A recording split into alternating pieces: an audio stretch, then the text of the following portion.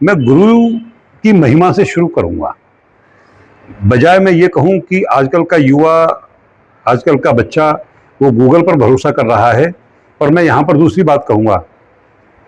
बात भरोसे, विश्वास और शिक्षा की, और नैतिक शिक्षा की बात से अलग हटकर अगर हम बात करें तो विषय ये आता है कि हमें भरोसा किस पर करना है। गुरु साक्षात व्यक्ति हमारे सामने खड़ा है, जो हमारी तमाम शंकाओं का निवारण करता है।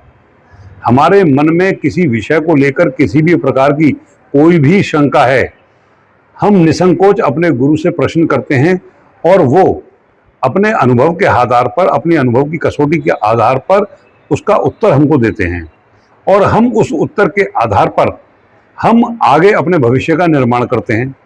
लेकिन मैं यहाँ पर गूगल को भी गलत नहीं ठहराऊंगा, क्योंकि गूगल का निर्माण भी हमारे किसी गुरु ने ही किया है।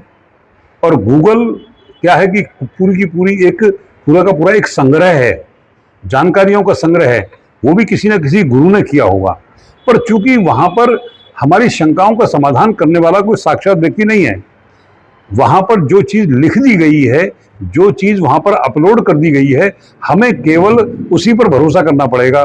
और उस पर भरोसा करके अगर हमने उस जानकारी को आगे किसी को दे दिया, और किसी व्यक्ति ने उसको चुनौती दे दिया, उसको चैलेंज कर दिया, तो हमारे पास में इस बात का कोई जवाब नहीं है, और हम क्रॉस करके किसी से पूछ भी नहीं पाएंगे।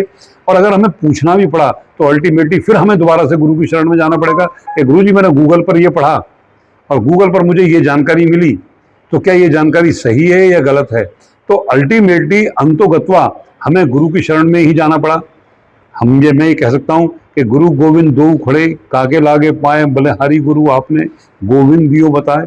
कि अगर हम गुरु पर भरोसा करते हैं तो तभी हमें गोविंद तक, यानी कि ईश्वर तक जाने का जो मार्ग है वो हमारा प्रशस्त होता है, और जीवन में हमें तरक्की के रास्ते हमारे स्वतः ही खुलने शुरू हो जाते हैं।